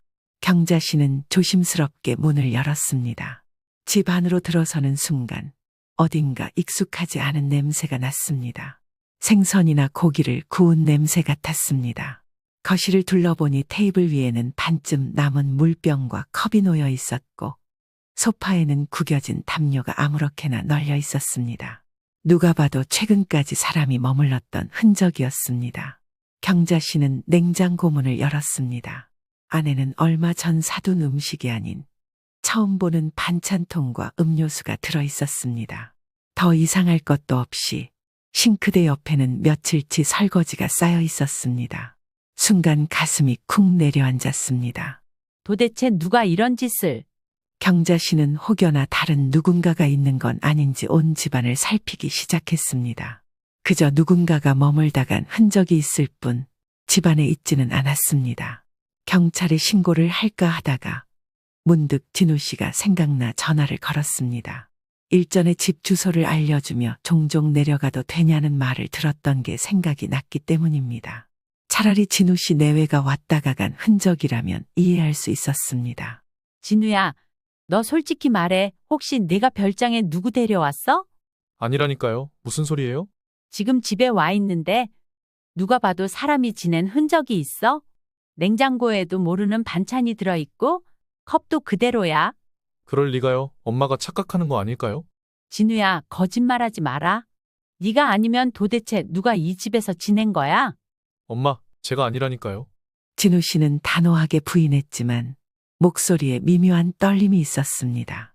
그럼 대체 누가 그랬겠어? 그야 혹시 이웃 사람들이 몰래 들어온 거 아닐까요? 말도 안 되는 소리 하지 마. 이웃들은 열쇠도 없어. 비밀번호 아는 사람은 너밖에 없잖아. 진우 씨의 침묵이 길어졌습니다. 무언가 캥기는 게 있는 듯 했습니다. 솔직히 말해. 대체 무슨 짓을 한 거야? 엄마, 알았어요. 근데 별일 아니에요. 그냥 한두 번 친구들이랑 다녀간 거예요. 뭐? 엄마도 자주 안 가시잖아요. 그냥 빈집으로 두기 아까워서 한두 번 친구들이랑 가서 쉬다 왔어요. 순간 경자 씨는 어이가 없었습니다. 쓸데없이 돈도 안 되는 별장을 샀다고 잔소리를 할 땐 언제고 자주 오지도 않는 곳에 사전에 협의도 없이 마음대로 집을 쓰기까지 했다는 말이 참 어이가 없었습니다. 그리고 진우 씨의 태도가 완전 도둑놈 신보가 따로 없었습니다. 너는 내 허락도 없이 친구들이랑 여기 와서 지낸 거야? 엄마, 너무 예민하게 생각하지 마세요. 집이야 깨끗이 쓰면 되는 거잖아요. 그럼 전기요금은? 이게 단순히 한두 번 다녀간 수준이야? 그건 아마 에어컨을 켜고 나갔거나 뭐 그런 거 아닐까요? 경자 씨는 믿을 수 없다는 듯이 웃었습니다. 진우야, 너 내가 이 집을 왜 샀는지 모르겠어? 내가 평생 일해서 모은 돈으로 나를 위해 산 집이야. 그런데 네가 이걸 친구들 놀이터로 썼다고? 엄마, 그렇게까지 화내실 일 아니잖아요. 아니야, 화낼 일이야. 이건 엄연히 도둑질이야. 경자 씨는 더 이상 말을 이어갈 수 없었습니다. 아들이 한두 번 다녀갔다고 했지만 집안 곳곳에서 느껴지는 생활의 흔적은 그 이상이었습니다. 정말 단순히 친구들이 와서 논 게 아닐 수도 있겠다는 생각이 들었습니다. 그리고 그 불안한 예감은 머지않아 현실이 되고 말았습니다. 경자 씨는 주방 테이블에 앉아 있었습니다. 눈앞에는 반쯤 마신 커피가 식어가고 있었습니다. 밤새 한숨도 자지 못했습니다. 아들의 말을 곱씹을수록 화가 났기 때문이죠. 그냥 친구들이랑 한두 번 다녀간 거라고? 그게 정말 사실일까? 집안의 흔적들은 단순히 놀러온 사람들의 흔적이 아니었습니다. 냉장고에는 생활하는 사람처럼 정리된 음식들이 있었고 옷장에는 낯선 옷가지들이 걸려 있기도 했었습니다. 무엇보다도 전기요금이 한 달 만에 50만 원 가까이 나왔다는 게 이해가 되질 않았습니다. 아들 내외가 잠시 다녀가도 아무리 전기를 펑펑 써대도 말이 안 되는 수치였습니다. 경자 씨는 결심했습니다. 확실한 증거를 찾아야 한다고 말입니다. 경자 씨는 집안을 샅샅이 살펴보기 시작했습니다. 그리고는 곧장 마을 이웃인 강수 씨를 찾아갔습니다. 강수 씨는 마을의 이장이었고 경자 씨가 집을 구매하는데 굉장히 많은 도움을 준 장본인이었습니다. 그리고 경자 씨 고향 친구의 동생이기도 했죠. 이장님, 저희 집에 누가 드나드는 걸 본 적이 있어요? 아, 그 얘기 하려고 했어. 사실 얼마 전에 경자 씨 집 앞을 지나가는데 이상한 차가 주차돼 있더라고. 이상한 차? 응, 내가 평소에 보던 차가 아니었어. 그래서 누가 왔나 했지. 차 번호라도 봤어? 여기 내려올 사람이 진우 말고는 없거든. 그때는 그냥 지나쳤는데 나중에 보니까 한 번이 아니더라고. 몇 주 동안 꾸준히 왔다 갔다 했어. 그럼 그 차 주인은 봤어요? 아니, 근데 내가 듣기로는 동네 슈퍼에서 웬 중년 남자가 왔다 갔다 하는 걸 봤다는 말이 있더라. 혼자 있는 모습만 보였는데 동네 할머니들도 그렇고 누님이 혼자인 걸 아는데 남자가 있으니 다들 의아하게 생각하더라고. 혹시 집을 빌려준 거야? 경자 씨는 아무 대답도 하지 못했습니다. 머릿속이 복잡했습니다. 이건 단순한 문제가 아니었습니다. 경자 씨는 집으로 돌아와 다시 아들에게 전화를 걸었습니다. 이번엔 피하지 않고 확실하게 답을 받아야 했습니다. 진우야, 지금 통화 괜찮니? 집 문제로 할 말이 있다. 엄마, 또 왜 그러세요? 여기까지 내려올래? 아니면 전화로 물어볼까? 지금 당장 내려가진 못하고요. 말씀하세요. 뭔데 그래요? 너희 둘 다 솔직하게 말해라. 우리 집에서 대체 무슨 일이 있었던 거야? 내가 하도 이상해서 집도 다시 살펴보고 이장님이랑 동네 사람들한테도 물어보고 다녔다. 근데 아무리 물어봐도 너는 아닌 것 같고 웬 나이 든 사람이라고 하는데 누군지 알아? 엄마, 그게 사실은 어머니, 너무 예민하게 생각하지 마세요. 진우 씨가 우물쭈물하고 있던 사이 스피커폰으로 통화를 하고 있었는지 며느리 세영 씨가 대답을 가로챘습니다. 확실히 무언가 알고 있는 뉘앙스였습니다. 예민하다고? 경자 씨는 신문처럼 접힌 영수증을 테이블 위에 던지며 소리쳤습니다. 전기요금이 50만 원 가까이 나왔어. 냉장고에는 먹지도 않은 모르는 반찬이 있었고 옷장에는 낯선 옷들이 걸려 있더라. 친구들이 왔다 갔다고? 옷도 어른 옷이고 주변 사람들 말 들어봐도 웬 나이 든 남자가 왔다 갔다 했다던데 내가 이런 수치까지 겪어야 하니? 동네 사람들이 엄마 혼자 사는 거 다 아는데 남자가 왔다 갔다고 수군댄 모양이더라. 내가 왜 이런 취급을 받아야 해? 사실대로 말 안 해. 친구들이 왔다 갔다고 했던 그 말 거짓말이지? 엄마, 사실은 어차피 말씀드릴 거면 그냥 솔직히 말하죠. 말해.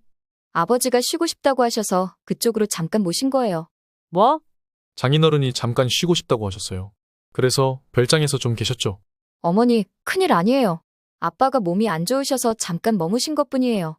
당장 갈 곳은 없지. 그래서 생각난 게 어머님 집인데 어머님은 잘 계시지도 않고 잠깐 정도면 괜찮겠다 싶어서 모신 거예요. 미리 말씀드리지 못한 건 죄송한데요. 너무 예민하게 구시는 것 같아요. 잠깐 몇 주 동안 차가 오갔다고 마을 사람들이 그러더라. 전기요금은 쓰지도 않는데 50만 원 가까이 나왔다. 이게 잠깐 머물러서 나온 금액이니 사실대로 말해. 네, 2달 정도 계셨어요. 경자 씨는 순간 머리가 핑 돌았습니다. 자신도 제대로 살아보지 못한 집에 2달씩이나 제 집처럼 살았다니 기가 막힐 노릇이었습니다. 2달? 엄마, 화내지 마세요. 장인어른도 은퇴하셔서 집에서 계시기 답답하다고 하시길래 그냥 별장에서 쉬시라고 했어요. 내 허락도 없이? 엄마, 어차피 엄마는 별장 자주 안 가시잖아요. 그 순간 경자 씨는 참았던 분노가 폭발했습니다. 진우야, 이건 네가 할 말이 아니야. 내가 우리 집에서 살든 안 살든 네가 결정할 문제가 아니라고. 엄마, 그렇게까지 화내실 일은 아니잖아요. 저희 장인어른이 무슨 남도 아니고 가족인데. 가족? 내 가족은 너희가 아니라 진우야. 네 장인어른이 왜 내 집에서 살아야 하는데? 엄마, 그렇게 말씀하시면 섭섭해요. 누가 누굴 섭섭하게 한 건데? 당장 네 장인어른한테 연락해. 내가 직접 얘기할 테니까 내일 서울 올라가니까 가서 만나서 이야기하자. 이건 이대로 그냥 못 넘어가. 엄마, 그건 좀. 지금 당장 전화 안 해? 전화 끊어. 내일이 아니라 지금 당장이라도 올라가야겠다. 진우 씨는 경자 씨와 통화를 마무리하고 장인어른인 창호 씨에게 전화를 걸었습니다. 몇 초 후 전화기 너머에서 창호 씨의 목소리가 들렸습니다. 박서방, 무슨 일이야? 아, 장인어른, 저희 엄마가 이야기를 좀 하자고 하시는데요. 서울에 올라오시면 같이 한번 뵈야 할 것 같아요. 무슨 일 때문에 그러는데? 어머니 별장에서 쉬신 것 때문에 그런 것 같아요. 저도 미리 말했어야 했는데 그러지도 못했고 지금 화가 좀 많이 나셨어요. 그래, 그런 게 뭐 대수라고. 만나서 잘 이야기하면 되지. 사돈 어른 편하신 시간으로 약속 잡아라. 난 아무 때나 상관없으니. 그렇게 며칠 뒤 경자 씨는 진우 씨 내외 창호 씨와 함께 마주하게 되었습니다. 좋은 이야기를 할 것도 아니었고 오래 이야기할 내용도 아니어서 집 근처 커피숍에서 만났습니다. 안절부절 못하는 아들의 얼굴과 너무나도 평온해 보이는 창호 씨의 얼굴. 두 사람의 상반된 반응에 경자 씨는 바로 본론을 꺼냈습니다. 내 집에서 나가세요. 지금 당장 나가세요. 그리고 내 집에 무단으로 살았던 거 책임지세요. 그동안 제 별장에서 살고 계셨던 거 다 압니다. 근데 이러시는 거 아니죠? 엄연히 제 집이고 비어있던 집이지만 집주인 허락도 없이 그게 무슨 몰상식한 행동이세요? 아니, 사돈 그게 말을 왜 그렇게 하십니까? 애들한테 들으셨겠지만 저도 제 사정이란 게 있습니다. 화만 내지 마시고 천천히 대화로 풀어봅시다. 네? 할 얘기 없습니다. 돈도 돈이지만 사돈이 내 허락도 없이 내 집을 차지한 거나 다름없는데 나더러 이해하고 넘어가라고요? 전 그렇게 못하겠습니다. 절대 용납이 안 됩니다. 오늘 안으로 짐 싸서 나가세요. 사돈 너무하시네. 그러자 태도가 급변한 창호 씨는 경자 씨에게 굳은 표정으로 대답을 이어나갔습니다.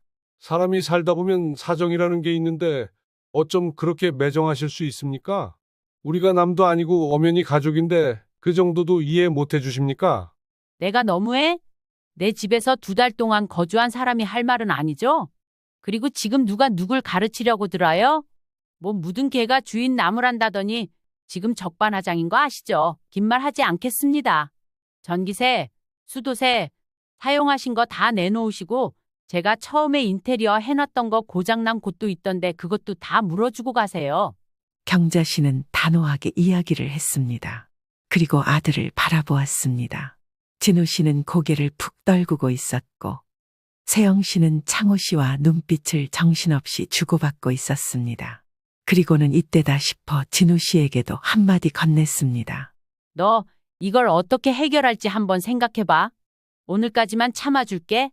내일까지 해결 안 하면 니놈도 용서 안 할 거야. 호적에서 파일 준비해. 경자 씨는 더 이상 말을 하지 않았습니다. 너무나도 단호한 모습에 창호 씨도 더 말을 잇지 못했습니다. 경자 씨는 하나하나 차분히 해결해 나가기로 했습니다. 할 수 있다면 경찰에 신고까지 할 작정이었습니다. 어머니, 저희 친정 아버지한테 정말 너무하신 거 아니에요? 미리 말씀드리지 못한 건 제 탓인데 왜 저희 아버지한테 그렇게 뭐라고 하세요? 저는 반대로 어머님이 그러셨다고 하면 이해해드렸을 거예요. 그래, 넌 참 속도 좋다. 그런데 어쩌냐? 난 안 입고 와 죽겠는데? 그 집이 나한테 어떤 의미인지 잘 알면서 그런 짓을 해. 적어도 나한테 물어는 봤어야지. 물어봤으면 허락해 주셨을까요? 혹시 알아? 니들이 처음부터 솔직하게 이야기했으면 들어줬을지? 사돈 그러지 마시고 이야기 좀 더 하다 가시죠. 그래도 돈을 내라는 건 좀 너무하신 거 아닙니까? 사돈도 아시다시피 제가 지금 일을 하고 있는 입장도 아니고 그냥 나이 든 노인인데 갑자기 그런 돈이 어딨답니까? 핑계도 좋으시네요. 진우랑 세영이가 잘 버는데 그깟 50만 원이 없어요?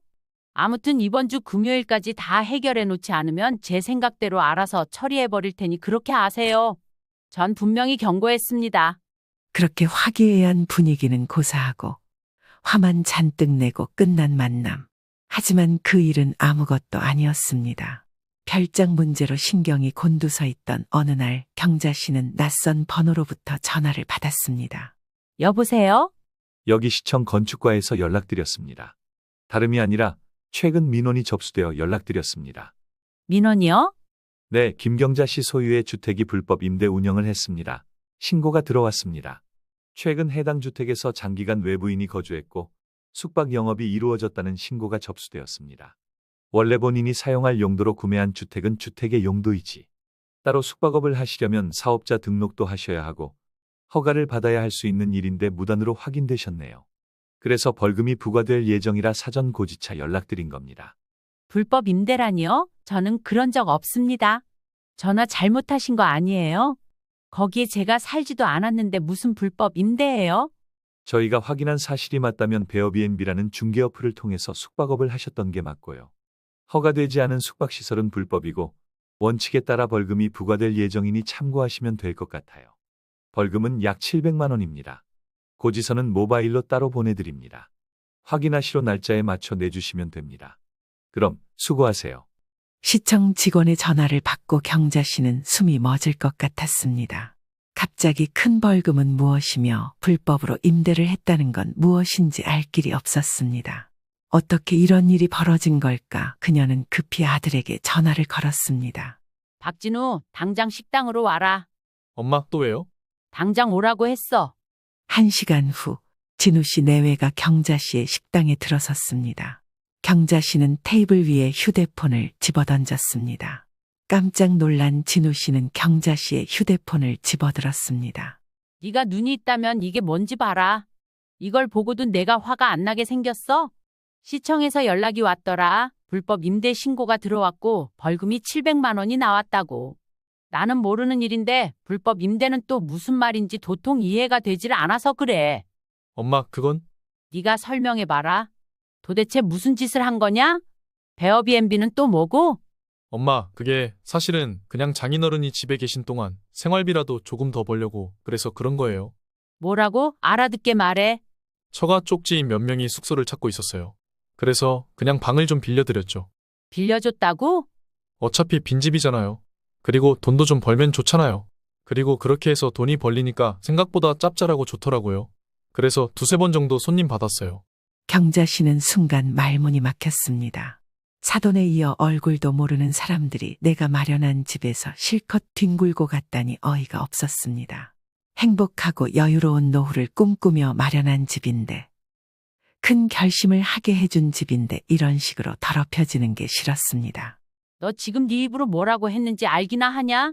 엄마, 너무 화내지 마세요. 다들 그렇게 해요. 요즘은 빈집을 베어비앤비로 돌리기도 하고. 네가 내 허락도 없이 내 집을 남한테 빌려주고 돈을 받았다고? 엄마도 아시잖아요. 요즘 우리도 사정이 안 좋잖아요. 그래서 내 집을 몰래 숙소로 만든 거냐? 엄마, 그렇게 말하면 너무하죠. 그냥 가족끼리 좀 도운 거예요. 도운 거? 그럼 니니가 벌금 700만 원 낼 거냐? 어렵다고? 그럼 나는 이 돈을 어디서 내야 하냐?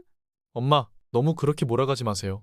너는 내 집을 몰래 숙소로 돌리고 돈을 챙겼으면서 나는 벌금까지 내야 해? 경자 씨는 더 이상 참을 수 없었습니다.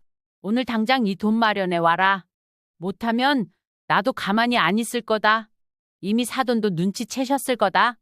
일주일 안에 돈 받기로 했으니까 이왕이면 오늘 갖다 줬으면 좋겠구나. 엄마, 제발 좀. 변명하지 마라. 내일까지 돈 안 가져오면 너희도 법적 조치 취할 거다. 그날 저녁 경자 씨는 집에서 TV를 보며 고민에 빠져 있었습니다. 그때 갑자기 전화벨이 울렸습니다. 여보세요? 사돈, 너무 그러지 마시오. 다짜고짜 전화와서 소리친 사람은 다름 아닌 창호 씨였습니다. 법적 조치까지 불사하겠다는 경자 씨의 말을 우습게 들은 것인지 오히려 오리발을 내밀기 시작했습니다. 내가 듣자 하니 벌금 문제로 애들한테 돈을 요구하셨다면서요. 네, 맞습니다. 내 집에서 돈을 벌었으니 그 돈으로 해결해야죠. 아니, 그게 그렇게까지 할 일이요. 내가 잠깐 살았기로서니 그렇게까지 매정하게 굴어야겠냐는 말입니다. 뭐라고요? 지금 제정신이세요? 집주인 허락도 없이 몰래 들어와 사는 것도 사정이 있다 하니 참은 건데 저랑 전혀 연관성도 없는 사람들 불러다 놓고 방세받고 그걸로 용돈벌이 하시니까 좀 어떠셨어요? 솔직히 우리 사정 아시잖소. 나도 은퇴해서 형편이 어렵고 애들도 요즘 힘들고 그래서 내 집을 불법으로 운영한 게 당연한 일이란 말씀이세요? 그렇게 말하는 게 아니고 있는 사람이 좀 베풀면 좋잖소. 그 말을 듣자 경자 씨의 머릿속이 하얘졌습니다. 적반하장이다 못해 뻔뻔한 모습을 보이기까지 했죠. 있는 사람이 베풀라고요? 사돈, 너무 빡빡하게 굴지 마시오. 애들도 사정이 있고 지금 그 말을 진심으로 하시는 겁니까? 내가 사정 좀 어렵다고 말하는 거잖소. 경자 씨는 순간 손에 들고 있는 컵을 놓을 뻔했습니다. 윤창호 씨, 지금 이게 베푸는 문제로 들리세요? 제 집에서 돈을 벌어놓고 이제 와서 저보고 벌금을 내라고요? 아니, 사돈 그렇게까지. 전화 끊겠습니다. 다시는 저한테 연락하지 마세요. 그리고 그런 식으로 적반하장인 태도로 저한테 이래라 저래라 하실 거면 그만 말하시고요. 아무튼 오늘 중으로 다 마무리 지은 걸로 알겠습니다. 경자 씨는 그대로 전화를 끊었습니다. 그리고 그녀는 단단히 결심했습니다. 이제 더 이상 참지 않겠노라고 말이죠. 그날 밤 경자 씨는 불 꺼진 방 안에서 창밖을 바라보았습니다. 그녀는 결코 돈이 아까운 게 아니었습니다. 가족이라고 무조건 참고 넘어가면 안 된다. 경자 씨는 휴대전화를 들었습니다. 그리고 변호사 사무실 번호를 검색하기 시작했습니다. 경자 씨는 다음 날 식당 문을 열고 들어서며 깊은 한숨을 내쉬었습니다. 출근하자마자 서울에 결혼식이 있다며 미리 올라온 강수 씨를 만나게 되었죠. 누님, 어제 좀 힘들어 보이더라. 괜찮아요? 아니, 안 괜찮아. 도저히 그냥 넘어갈 수가 없어. 내 나름대로 손을 써놨으니까 그대로 지키지 않으면 소송이라도 불사할 생각이야. 대체 무슨 일이야? 경자 씨는 강수 씨에게 그동안 있었던 일들을 전부 털어놓았습니다. 강수 씨는 대화에 집중하며 많은 공감을 해주었고 같이 화도 내주었습니다. 뭐? 누나가 모르는 사이에 사돈네가 거기서 살았다고? 그것도 2달 동안이나, 그리고 내 허락도 없이 불법 임대까지 했어. 아니, 이건 그냥 넘어갈 일이 아닌데. 그렇지. 그런데 더 기가 막힌 건 사돈이 나한테 뭐라는 줄 알아? 뭐래, 그 인간 제정신이야? 제정신이면 내 집에서 그렇게 살았겠어? 아니, 그래도 가족이라고 너무 순하게 봤던 거 아니야? 이제라도 정신 차렸어. 내가 이 일을 그냥 넘어가면 앞으로도 계속 이런 식으로 나올 거야. 그래, 누나가 제대로 잡아야 돼. 아들한테도 확실히 선을 그어. 경자 씨는 고개를 끄덕였습니다. 그리고 며칠 뒤 진우 씨가 다급하게 식당을 찾아왔습니다. 엄마, 장인어른이 집 비운다고 하셨어. 당연한 거지. 근데 엄마, 그동안 있었던 일은 그냥 넘어가면 안 돼. 넘어가? 엄마, 사돈도 이제 알았으니까 다시는 그러지 않을 거야. 너 그 말 믿어? 엄마, 그래도 가족인데. 진우야, 가족이면 더 조심해야 하는 거야. 너네 장인어른이 지금 이 일로 내게 사과라도 했냐? 아니면 네가 내게 진심으로 미안하다고 했냐? 엄마, 우리는 그럴 여유가 없잖아. 솔직히 벌금 700만 원도 너무 커. 그래서 그냥 좀 기다려주면 안 돼? 내가 너한테 돈을 기다려줄 만큼 한가해 보이니? 진우 씨는 한숨을 쉬며 머리를 극적였습니다. 엄마, 그냥 우리도 힘들어서 그런 거잖아. 힘들면 남의 집을 빌려서 돈을 벌어도 된다는 거야? 그렇게까지 말할 필요는 없잖아. 남도 아니고 진짜. 경자 씨는 조용히 차가운 물을 한 모금 마신 뒤 다시 말을 이어나갔습니다. 진우야, 내가 지금 너랑 말싸움을 하려고 부른 게 아니야. 그럼 뭐? 나는 내가 이 문제를 책임지는 걸 보고 싶어. 너 스스로 해결해. 벌금도 내 신뢰도. 그날 밤 다시 윤창호에게서 전화가 왔습니다. 사돈, 너무 그렇게 빡빡하게 나가지 마시오. 지금 저한테 협박하는 겁니까? 협박이라니, 내가 그런 사람이요. 그러면 돈은 준비하셨나요? 그게 아직은 좀 어렵고. 그러면 이 문제는 법적으로 해결해야겠네요. 사돈, 그럴 거면 가족은 왜 둬요? 경자 씨는 순간 할 말을 잃었습니다. 가족이라서 이 모든 걸 참으라고. 그런 가족이라면 저는 필요 없습니다. 사돈, 더 이상 전화하지 마세요. 경자 씨는 그대로 전화를 끊었습니다. 그리고 휴대전화를 내려놓으며 다시 한번 다짐했습니다. 이제 정말 끝이다. 경자 씨는 밤늦게까지 변호사 사무실을 검색했습니다. 이제 더 이상 감정을 앞세우지 않고 현실적으로 해결할 때였습니다.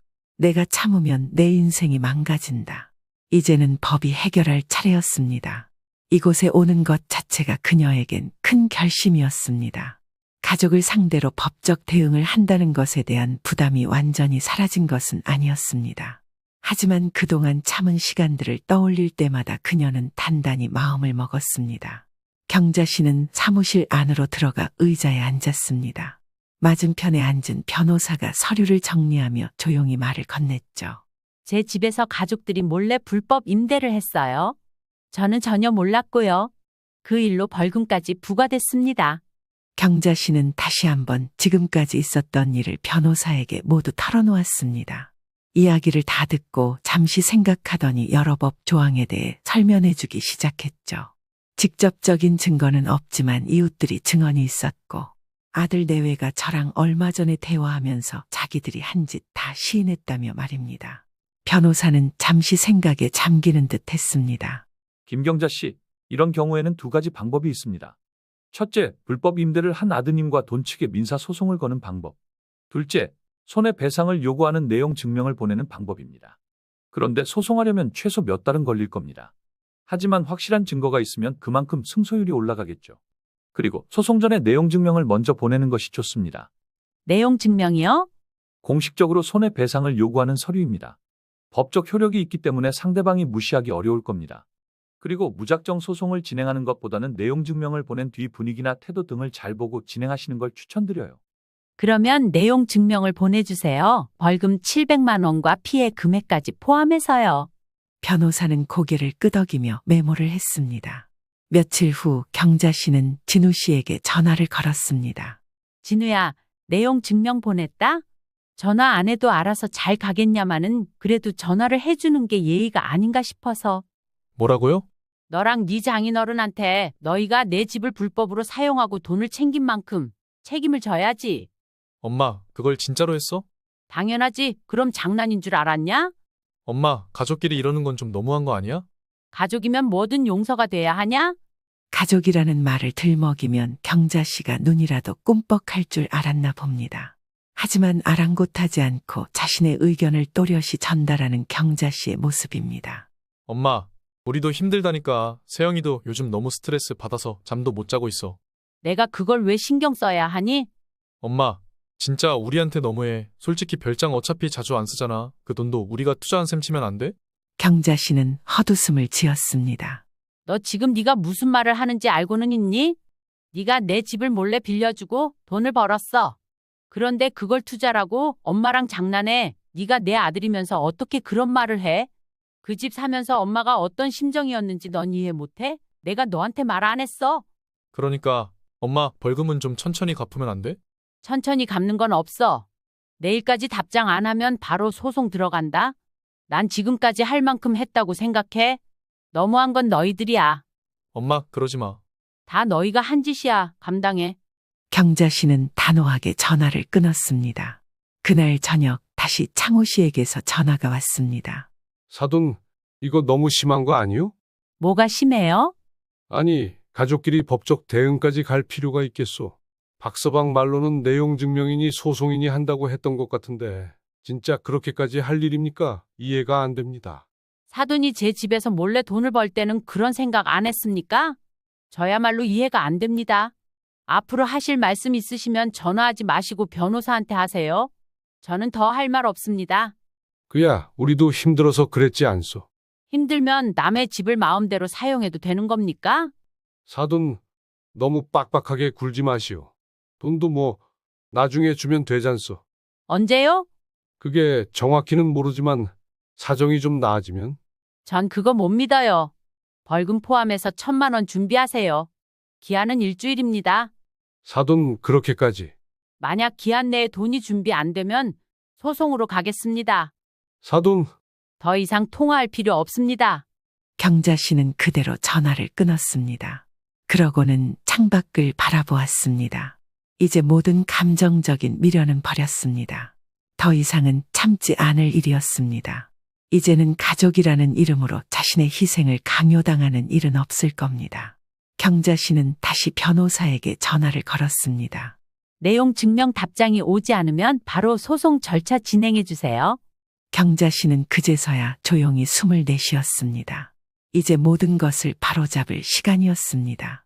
더 이상 감정에 휘둘려봤자 손해보는 건 자신뿐이었습니다. 어느새 하늘은 어둑해졌고 거리는 조용했습니다. 하지만 그녀의 머릿속은 그 어느 때보다도 복잡했습니다. 다음 날 아침, 진우 씨가 다급한 목소리로 전화를 걸어왔습니다. 엄마, 우리 좀 만나서 얘기하면 안 돼? 무슨 얘기? 일단 만나서 얘기해요. 너 지금 어디냐? 식당 앞이에요. 경자 씨는 한숨을 내쉬고는 문을 열었습니다. 진우 씨는 초조한 표정으로 서 있었습니다. 그 뒤에는 윤세영도 팔짱을 낀 채 서 있었습니다. 들어와. 두 사람은 어색하게 들어와 자리에 앉았습니다. 엄마, 진짜 소송까지 갈 거예요? 그게 왜 궁금하냐? 엄마, 우리가 진짜 돈이 없잖아요. 그럼 네가 했던 짓은 돈이 있었을 때 한 거냐? 엄마, 너무 그렇게 몰아가지 마. 어머님, 우리도 많이 반성했어요. 반성? 반성한 사람들이 지금까지 버티다가 이제 와서 말이야? 우리가 돈이 없어서 그렇지. 안 갚겠다는 건 아니잖아요. 그럼 기한 내에 갚아. 그게 안 되면 법대로 진행할 거다. 엄마, 너무해. 뭐가 너무하냐? 솔직히 말해서요. 어머님이 이 정도는 좀 봐주실 줄 알았어요. 왜? 가족이니까요. 그 말 지겹다. 내가 가족이라고 하면서 몇 번이나 참았는지 너희는 알기나 해. 진우 씨는 입을 다물었습니다. 경자 씨는 차가운 눈빛으로 아들을 바라보았습니다. 네가 진짜 내 아들이라면 지금쯤 네가 먼저 해결책을 내놨어야 해. 마지막 기회다. 돈 못 마련하면 법대로 갈 거다. 진우 씨는 더 이상 아무 말도 하지 못했습니다. 며칠 후 변호사에게서 연락이 왔습니다. 상대 측에서 내용 증명에 대한 답변이 없다는 연락이었죠. 그래서 경자 씨는 바로 소송을 진행해 달라고 했습니다. 그리고는 아무 말도 하지 않고 앉아 있었습니다. 혼자 조용히 내뱉은 한마디. 진짜 끝까지 가보자 이거지? 이제 나도 예전에 내가 아니야. 몇 달 후 진우 씨 내외는 살던 집에서 이사를 해야 했습니다. 당장 소송 비용과 벌금을 갚을 능력이 없던 상황이라 급전을 마련하기 위한 선택이었습니다. 결혼하면서 넉넉히 여유자금까지 주었건만 얼마나 사치를 부린 건지 통장에 돈 1,000만 원 없다는 사실도 소송을 하면서 알았습니다. 진우 씨는 마지막까지 말을 아꼈지만 세영 씨는 분노를 감추지 못했습니다. 어머님, 정말 너무하세요. 네가 내게 한 짓을 생각해봐. 그거야 어머님이 이해해 주시면 되는 문제잖아요. 이해? 내가 나를 이해해 본 적 있니?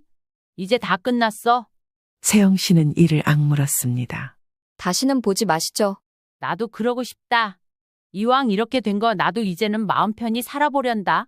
너희도 이번 일을 교훈 삼아 니들 인생 좀 되돌아보면서 살아라. 이게 어른으로서 해줄 수 있는 마지막 조언이다. 잘 살아. 그렇게 관계는 완전히 끝이 나고 말았습니다. 부모 자식은 찰륜지간이라 끊어지지 않는 운명의 관계라고 하지만 돈 앞에 장사 없었습니다. 그래도 요즘 세상에 혼자 힘으로 살아갈 에너지만 있다면 다행인 듯 싶었습니다. 자식들 때문에 소가리를 하며 가슴을 후려치느니 차라리 혼자가 나았습니다. 경자 씨는 작은 여행 가방을 챙기며 깊은 숨을 내쉬었습니다. 모든 일이 끝났는데도 불구하고 어쩐지 마음 한구석이 허전하긴 마찬가지였습니다.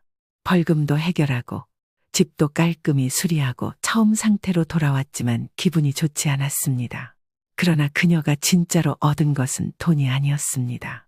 그녀는 이제야 비로소 자신의 삶을 되찾은 것이었죠. 그래도 이런 감정은 잠시뿐. 앞으로 살아갈 날이 더 중요했기에 애써 감정을 억누르기로 했습니다. 서울에서의 생활을 정리하고 별장으로 내려간 경자 씨는 강수 씨 가족과 함께 저녁을 먹었습니다. 그래, 이제 완전히 정리된 거야? 응, 법적으로도 끝났고 정리할 건 다 정리했지. 진우한테서 연락은 없고 없더라. 솔직히 기대도 안 했어. 섭섭하지는 않아. 처음엔 그랬지. 하지만 이젠 달라. 나는 더 이상 걔네를 위해 살지 않아. 잘 생각했어, 누님. 이제 누님 인생을 살아야지. 그래야지 이제야 진짜로 자유롭다는 게 뭔지 알겠어? 그날 밤 경자 씨는 오랜만에 깊은 잠을 잤습니다. 하지만 한 가지 확실한 것은 이제 경자 씨는 자신의 행복을 위해 살겠다는 것이었습니다. 그녀는 조용히 미소를 지었습니다.